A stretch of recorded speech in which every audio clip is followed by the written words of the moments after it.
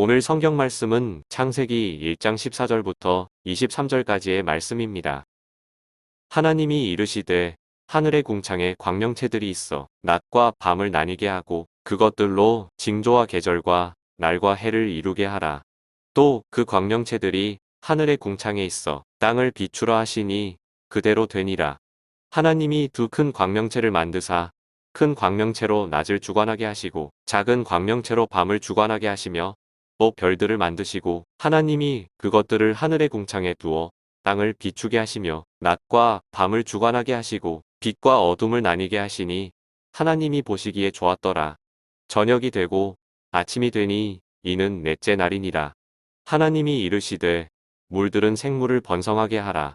땅 위 하늘의 궁창에는 새가 나르라 하시고 하나님이 큰 바다 짐승들과 물에서 번성하여 움직이는 모든 생물을 그 종류대로 날개 있는 모든 새를 그 종류대로 창조하시니 하나님이 보시기에 좋았더라. 하나님이 그들에게 복을 주시며 이르시되 생육하고 번성하여 여러 바닷물에 충만하라. 새들도 땅에 번성하라 하시니라. 저녁이 되고 아침이 되니 이는 다섯째 날이니라. 하나님께서 우리 모두에게 이 땅에 생명을 주신 연한을 정해 두셨습니다. 그래서 우리는 그 연한에 힘입어서 2023년 한 해를 이제 사용하고 한 해를 마감하려고 하는 것입니다. 우리의 삶 속에 주어진 시간은 하나님의 선물임을 꼭 기억해야 한다고 하는 것입니다. 우리 3절에 하나님께서 이르시되 빛이 있으라 하는 이 빛은 오르라고 하는 말이고, 오늘 14절에 광명체가 빛을 발하는 것을 마오르라 그렇게 이야기를 했습니다. 3절에 나오는 빛이 있으라고 하는 이 빛은 빛 그 자체를 이야기를 한다면 14절에 태양에서 비추는 빛 마오르는 빛을 내는 곳이라 하는 의미를 가지고 있습니다. 그래서 첫째 날 하나님의 빛은 신령한 하나님의 빛이요 태양이 비추는 빛과는 엄연히 차이가 있다 하는 것을 이야기를 하고 있습니다. 하늘에 이런 태양 그리고 별, 달을 이렇게 두신 이유는 뭐냐면 하나님이 징조를 보여주시기 위함이다 그랬습니다. 우리 이제 성탄을 준비하고 또 열심히 그 성탄 발표회를 계획하고 있습니다. 예수님이 탄생하셨을 때에 하나님께서 이 우주 만물에 하나님께서 예수 그리스도의 탄생을 알리는 별을 이 지구에 비추라 하는 하나님의 명령이 있어서 하늘의 큰 별이 이 지구를 비추었습니다. 동방 박사들이 그 별을 보고 베들레헴까지 찾아와서 아기 예수께 경배를 하였습니다. 예수님께서도 자기 자신을 친히 광명한 새벽별이라 계시록 22장 16절에 이야기를 합니다. 예수님은 우리가 길을 잃고 방황하지 않도록 우리를 친히 인도하시는 분이시다 하는 것을 상징적으로 보여주고 있습니다. 또 하늘의 태양과 달과 별을 통해서 우리에게 사계절을 허락해 주셨습니다. 봄, 여름, 가을, 겨울의 아름다움과 조화를 만들어 주셨습니다. 밤과 낮의 교차를 통하여 질서 있는 세상을 만드시고 우리에게 낮과 밤을 통하여 성장의 기쁨을 우리에게 주셨습니다. 시편 19편은 이렇게 이야기합니다. 날은 날에게 말하고 밤은 밤에게 지식을 전하니 언어도 없고 말씀도 없으며 들리는 소리도 없으나 그의 소리가 온 땅에 통하고 그의 말씀이 세상 끝까지 이르도다 그렇게 이야기를 했습니다. 낮에 해와 밤에 달이 자기 의무를 다함으로 지구에 있는 하나님의 창조물들이 이 땅의 생명체들이 살아가고 있다고 하는 것입니다. 하늘에 있는 별은 땅을 이 지구를 비추게 하는 사명입니다. 별이 바닷가의 모래알처럼 많지만 이 별들이 서로 충돌하거나 궤도를 이탈하지 않고 이 지구 우주가 돌아가고 있다고 하는 사실입니다. 다윗은 시편 8편에 이렇게 합니다. 주의 손가락으로 만드신 주의 하늘과 주의 베풀어 주신 달과 별들을 내가 보니 사람이 무엇이기에 주께서 그를 생각하시며 인자가 무엇이기에 주께서 그를 돌보시나이까. 그렇게 이야기를 했습니다. 하나님이 우주 만물을 특히 태양과 달과 지구를 만드셨다. 그렇게 이야기를 합니다. 그런데 고대로부터 우리 인간은 태양을 섬기고 달을 섬기면서 살아왔습니다. 오늘날도 새해 첫 시간이 되면 우리나라의 많은 젊은이들이 동해안에 가서 떠오르는 첫 해의 태양을 보고 태양을 섬기면서 그 해를 보고 절하고 소원을 빌면 그 소원이 이루어진다 하는 믿음을 가지고 맹신하고 그 바닷가로 나가는 것입니다. 정월 보름이 되면 수많은 사람들이 달을 바라다보고 소원을 빌면 이루어진다. 그래서 달을 바라다보면서 소원을 빌기 위해서 정월 대보름날 여러 가지 많은 의식을 치르기도 합니다. 해와 달에게 말할 수 있는 기회를 준다면 우리 인간에게 뭐라 그러겠습니까? 이 어리석은 인간들아, 나에게 복을 달라고 하지 말고 나를 창조하신 하나님 앞에 복을 달라 그래라. 하나님은 만복의 근원이시다라고 대답할 것입니다. 특별히 우리는 해와 달의 지구의 이 움직임 속에서 사계절을 주신 하나님 앞에 특별히 감사해야 합니다. 우리는 인생의 겨울이 오기 전에 우리의 할 일, 우리의 의무를 마땅히 감당하는 것, 이게 창조 신앙에 순응하는 삶이라 말할 수가 있습니다. 다섯째 날에는 바다의 물고기와 공중의 새들을 만드시고 생육하고 번성하라고 하셨습니다. 20절에 보면 하나님이 이르시되 물들은 생물을 번성하게 하라. 땅 위에 하늘의 궁창에는 새가 나르라 하시고 22절에 하나님이 그들에게 복을 주시며 이르시되 생육하고 번성하여 여러 바닷물에 충만하라. 새들로 땅에 번성하라 하시니라. 하나님께서 물고기도 만드시고 하늘의 새를 만드시고 축복하시 생육하고 번성하고 충만하라고 이야기를 하고 있습니다. 새는 날개로 공중에 날고 물고기는 지느러미로 물속을 헤엄칩니다.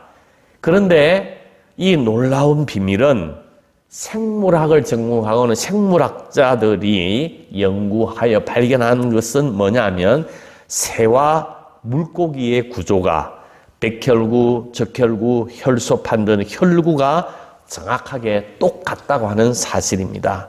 그러니까 다섯째 날 하늘에 이 창공에 나는 새와 바다의 물고기가 같은 날 창조하신 하나님의 신비가 그 생물학적인 요소에 담겨져 있다고 하는 것입니다.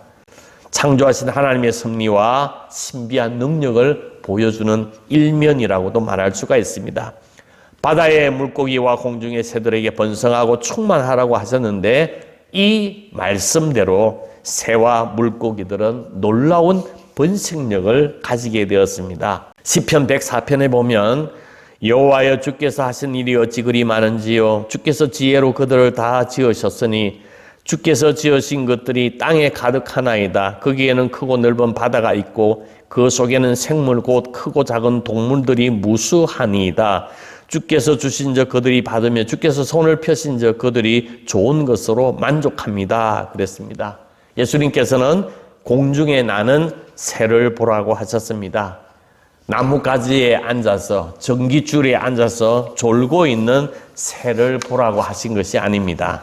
창공에 날면서 먹이를 찾고 날개를 펴고 자기 일을 감당하는 새를 보라고 예수님께서 말씀하셨습니다. 혹시 여러분들의 삶에 어려움이 있습니까? 고난이 있습니까? 답답함이 있습니까? 방 안에 앉아서 낙담하지 말고 공중의 새를 바라다 보면서 날개짓을 하는 여러분들이 되기를 간절히 소망합니다. 창공을 나르는 소망을 가지시기를 바랍니다. 잠언 6장 6절에 보면 게으른 자여 개미에게 가서 그 하는 것을 보고 지혜를 얻으라 그랬습니다. 민물의 개미도 부지런히 자기 할 일을 다합니다.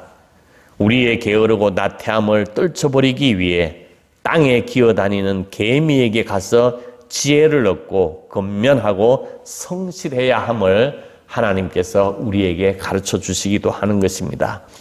동물의 세계는 양육강식, 약한 동물이 강한 자의 먹이가 되는 것입니다.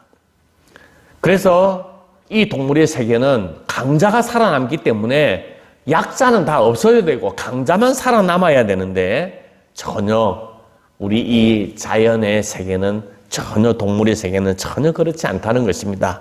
약하면 하나님께서 많이 번식하게 해주시고 강하면 적게 번식시킨다는 사실입니다.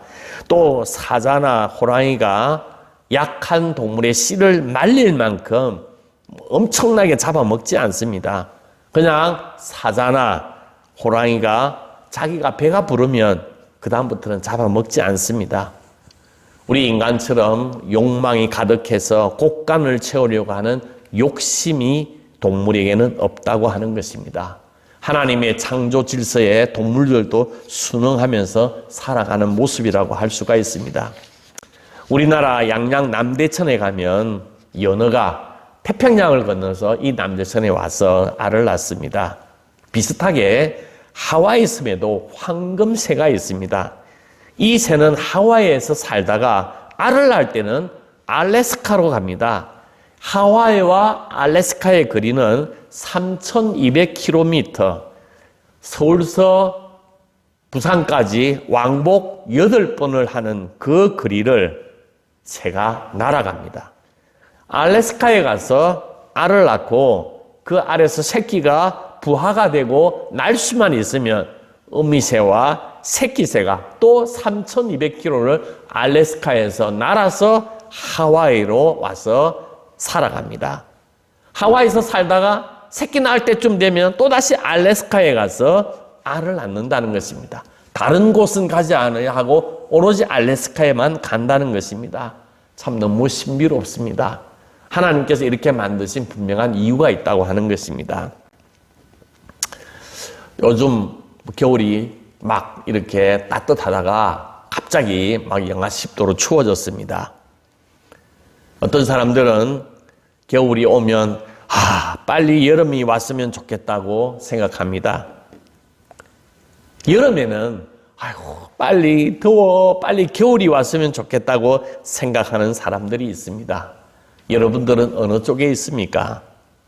창조신앙을 믿는 우리는 여름은 너무 덥지만 여름의 맛이 있다는 것입니다.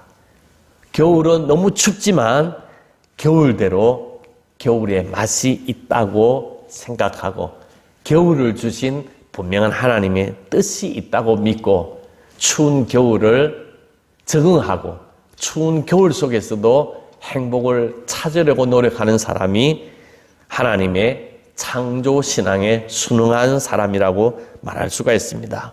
우리는 추우면 추운 대로, 더우면 더운 대로, 인생이 행복하면 행복한 대로, 고난이면 고난인 대로, 그 시시때때로 하나님의 창조 섭리가 있음을 믿고 그 창조 가운데 하나님의 뜻 가운데에 우리의 삶을 맡겨서 그 순간순간마다 그 계절마다 하나님이 주시는 풍성한 은혜를 누리는 여러분들이 되기를 간절히 소망합니다. 모든 피조물들은 하나님의 창조 질서 그 법칙대로 그 원리를 이탈하지 않고 살아갈 때 행복한 것입니다. 이 놀라운 창조 섭리에 순응하여서 행복한 삶을 매 순간순간마다 하나님의 창조의 기쁨을 누리며 살아갈 수 있는 여러분들이 되기를 주님의 이름으로 축복합니다. 아멘.